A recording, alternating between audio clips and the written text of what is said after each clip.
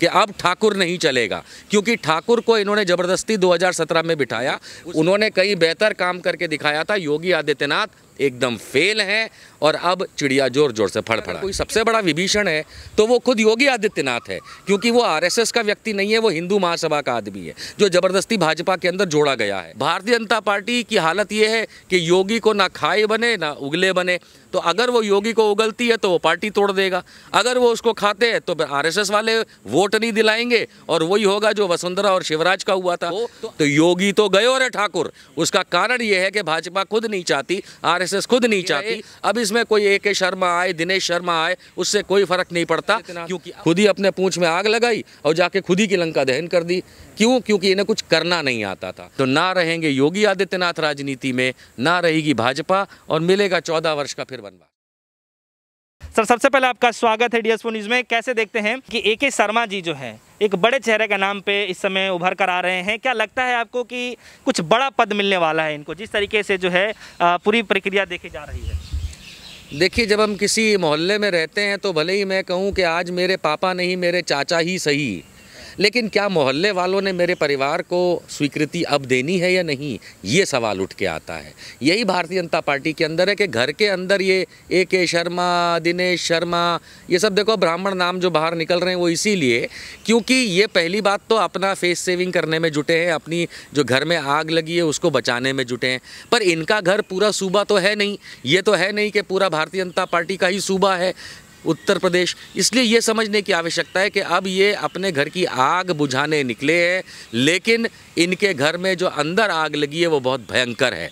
दोस्तों, ये समझ लेना चाहिए कि अब आरएसएस और भारतीय जनता पार्टी अंदर अंदर साफ कर चुकी है कि अब कोई मुख्यमंत्री अगर होगा भी, पहली बात तो पता नहीं कि भाजपा 2022 जीतेगी या नहीं, लेकिन अब उन्हें दावेदार जो चाहिए सीएम पद का, मुख्यमंत्री पद का उत्तर प्रदेश में, वो एक ब्राह्मण चाहिए। एक बहुत बड़ी दरार आ चुकी है आरएसएस के अंदर और भारतीय जनता पार्टी में उत्तर प्रदेश में कि अब ठाकुर नहीं चलेगा, क्योंकि ठाकुर को इन्होंने ज़बरदस्ती 2017 में बिठाया। उसके बाद ना सिर्फ ब्राह्मणों को मारा गया, ये सबने देखा, और ये मैं दावे से कहता हूँ कि अगर आप निकाल के देखेंगे इतिहास उत्तर प्रदेश का पिछले 3-4 साल का, ब्राह्मणों की जो हत्या हो रही है उसको लेकर के ब्राह्मण आरएसएस में और बीजेपी में परेशान है। इसके उपरांत आप देखिए तो विकास के नाम पे पुलिंदे पड़ने वाले मोदी और योगी ने आज तक कुछ नहीं किया उत्तर प्रदेश के लिए, और इसका खामियाजा आप सब ने इस कोरोना काल में देखा, चाहे अस्पताल का हो, चाहे बेड का हो, चाहे एम्बुलेंस ना मिलने का हो, और जिस तरीके से अंतिम संस्कार तक नहीं कर पा रहे लोग,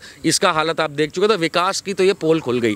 इसके उपरांत आप देखेंगे कैसे कैसे वादे किए। आज मैं उत्तर प्रदेश के किसी भी नागरिक से पूछता हूँ, भैया वो रोमियो स्क्वाड कहाँ है, कहाँ है रोमियो स्क्वाड? ये नौटंकीबाज योगी आदित्यनाथ जो है, ये अगर इस तरीके का सोचता था कि भैया हम मोदी जी की तरह झूठ बोलेंगे और काम चल जाएगा, तो देखिए ये काम हर जगह नहीं चलता। योगी आदित्यनाथ के रोमियो स्क्वाड से लेकर के, विकास से लेकर के, किसानों को दी जाने वाली मदद से लेकर के, आप कोई भी बात को अगर उत्तर प्रदेश की निकाल के देखेंगे तो इससे पहले की सरकारें, चाहे समाजवादी की थी, चाहे बसपा की थी, चाहे कांग्रेसी थी, या इन्होंने कहीं बेहतर, चाहे भाजपा की रही हो चाहे राजनाथ वाली रही हो, उन्होंने कहीं बेहतर काम करके दिखाया था। योगी आदित्यनाथ एकदम फेल हैं और अब चिड़िया जोर जोर से फड़फड़ा रही। लेकिन सर, सवाल यहाँ पर फिर से वही उठ रहा है कि जिस तरीके से, हालांकि जो चुनाव आने वाले हैं, अगर उत्तर प्रदेश चुनाव की बात किया जाए तो बहुत कम समय बचा है, और कम समय होने के बावजूद भी जो है, अगर भारतीय जनता पार्टी अपने मंत्रिमंडल के अंदर जो विस्तार करने के लिए प्रयास कर रही है, उनके जो सहयोगी दल हैं, काफ़ी सारे जो सहयोगी दल हैं उनसे जो जुड़े हुए हैं, क्या लगता है कि इससे जो है खुश नज़र आएंगे उनके जो सहयोगी दल है, अगर मंत्रिमंडल के अंदर जो कोई बदलाव किया जाएगा तो, इतने कम समय होने के बावजूद? ये जो कम समय रह गया है चुनाव का, यही तो वो समय होता है, या तो पार्टी ऊपर टेक ऑफ करती है या अंदर के विभीषण इसको तोड़ देते हैं। अब भारतीय जनता पार्टी के अंदर उत्तर प्रदेश में अगर कोई सबसे बड़ा विभीषण है तो वो खुद योगी आदित्यनाथ है, क्योंकि वो आरएसएस का व्यक्ति नहीं है, वो हिंदू महासभा का आदमी है जो ज़बरदस्ती भाजपा के अंदर जोड़ा गया है। पूरी की पूरी आरएसएस अब इस बात से थक चुकी है कि भाई हमारे यहाँ तो, यानी कि आरएसएस के यहाँ तो उन लोगों का कहना ये है कि हमारे ही लोगों को प्रगति मिलनी चाहिए। अब ये कहाँ से योगी आदित्यनाथ को लाके बिठा दिया? आप लोगों को याद होगा 2017 में योगी आदित्यनाथ ने तो इलेक्शन भी नहीं लड़ा था विधानसभा का, वो तो सांसद हुआ करते थे मोदी सरकार में। लेकिन मोदी सरकार में सांसद होने के बावजूद किसी पद पे नहीं थे, किसी मंत्रालय में नहीं थे, यानी मोदी जी उस पर भरोसा नहीं करते। अब इनको ज़बरदस्ती उत्तर प्रदेश में बिठाया गया, आरएसएस और भाजपा के लोग इन पे भरोसा नहीं करते, तो निकल के ये आता है। तो योगी जाए तो जाए कहाँ? अब योगी कहीं जाएगा नहीं, सिटिंग सीएम है, उसकी अपनी इज्जत का सवाल है। भारतीय जनता पार्टी की हालत ये है कि योगी को ना खाए बने ना उगले बने। तो अगर वो योगी को उगलती है तो वो पार्टी तोड़ देगा, अगर वो उसको खाते हैं तो आरएसएस वाले वोट नहीं दिलाएंगे और वही होगा जो वसुंधरा और शिवराज का हुआ था। तो अगर इस समय आप ध्यान से समझें इस बात को, तो योगी तो गए और ठाकुर। उसका कारण ये है कि भाजपा खुद नहीं चाहती, आरएसएस खुद नहीं चाहती कि अब जिस तरीके से नुकसान उत्तर प्रदेश को पहुंचाया है योगी आदित्यनाथ ने, वो चीज़ बदस्तूर आगे रहे। अब इसमें कोई ए के शर्मा आए, दिनेश शर्मा आए, उससे कोई फ़र्क नहीं पड़ता, क्योंकि अब भारतीय जनता पार्टी नहीं जीत पा रही, ये साफ हो चुका है। हाँ, आप भाजपा के नज़रिए से देखेंगे तो आप उसकी फायर फाइटिंग मोड को ही डिस्कस करते रहेंगे। लेकिन अगर उत्तर प्रदेश की अगर नेतृत्व में जो है अगर परिवर्तन किया जाएगा तो क्या इसका वाकई में असर देखने को मिलेगा, आपको लगता है? जैसा मैंने कहा कि बहुत देर हो चुकी है, क्योंकि भारतीय जनता पार्टी का अगर शीर्ष नेतृत्व जो इस समय उत्तर प्रदेश में है वो सिर्फ एक ही आदमी है और वो है योगी आदित्यनाथ। और ये भाजपा की दया से ही ये हालत है कि उन्होंने बाकी सबको हटा करके इसी को अपना सर्वस्व बना दिया, कम से कम मुख्यमंत्री बनाने के बाद, और उसके बाद कभी आवाज़ नहीं उठाई। जिन एमएलए ने आवाज़ उठाई या जिन मंत्रियों ने केंद्र के भी आवाज़ उठाई, उनकी हालत क्या करी इसने वो सब आप जानते हैं। तो ये जब दानव बना देती है कोई भी पार्टी तो उस दानव को उतारने में समय लग जाता है। लेकिन अब ये भी समझ लीजिए कि अब ये दानव को ये चाहते हैं कि इमीडिएटली हटाया भी जाए। तो ये जो रस्साकशी है, ये जो हाथापाई हो गई है, मानसिक हाथापाई जो हो गई है, इसमें अगर भारतीय जनता पार्टी 2 कदम भी उठाती है तो योगी पार्टी तोड़ देगा। योगी 70-80 से ज़्यादा एमएलए उठा के ले जाएगा और बाकी भाजपा के सामने लड़ लेगा। इसमें होगा क्या? भाजपा हारेगी, योगी अगर कोई पार्टी बनाता है तो वो हारेगी, जीतेगी तो सिर्फ उत्तर प्रदेश की जनता। लेकिन सर सवाल ये है एक कि जब भी राज्यों में चुनाव लड़ा जाता है तो केंद्र की योजनाओं को लेकर के ज़्यादातर लड़ा जाता है। अगर उत्तर प्रदेश की बात किया जाए तो शायद वहाँ भी अमूमन ऐसा ही देखने को मिलेगा। तो क्या लगता है कि इसकी वजह भी जो है कहीं ना कहीं जो है उत्तर प्रदेश की जो जनता है इसमें जो है असर देखने को मिलेगा? उत्तर प्रदेश की जनता जो निर्णय लेने वाली है। आपके सवाल को मैं थोड़ा दूसरे नज़रिए से देखता हूँ। बात आपकी सही है कि भाई जब भी राज्यों में चुनाव होते हैं विधानसभा के, तो केंद्र के जो प्रोजेक्ट होते हैं, पॉलिसी होती है, उसकी उपलक्षता को लेकर के बात की जाती है। लेकिन पिछले 5 सालों में, एक आध नहीं 5 सालों में अगर आप नज़र दौड़ा के देखेंगे तो केंद्र से सिर्फ प्रधानमंत्री की बात की जाती है, उनकी उपलक्षता की बातें नहीं की जाती।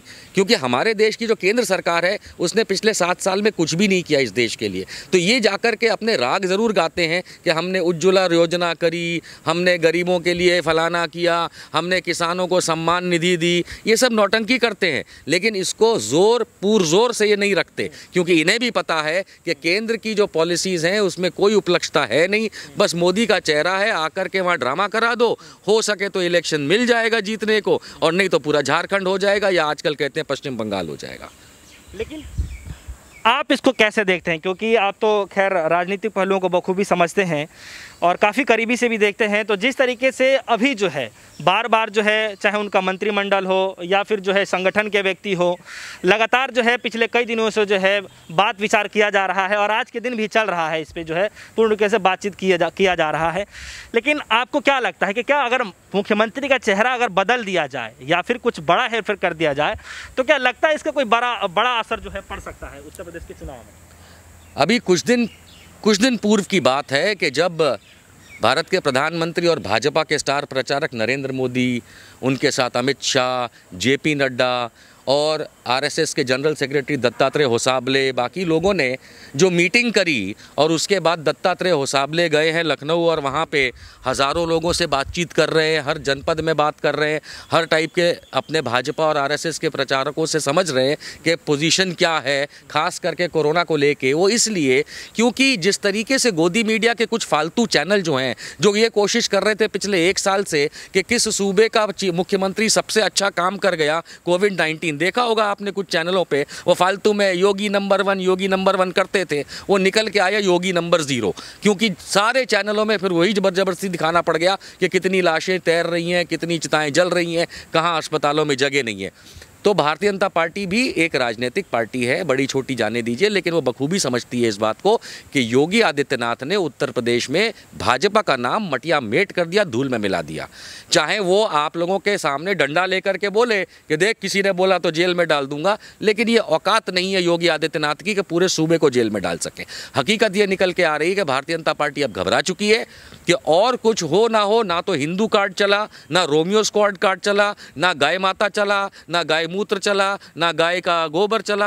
अगर कुछ प्रॉब्लम हो गया तो इस कोरोना को संभालने में हो गया, और इसका इम्पैक्ट अभी हाल में पंचायत चुनाव में बखूबी भारतीय जनता पार्टी संभल चुकी, देख चुकी कि क्या हालत हुए हैं, और उन्हें पता है कि 2022 में भारतीय जनता पार्टी उत्तर प्रदेश में तिनके की तरह उड़ा दी जाएगी।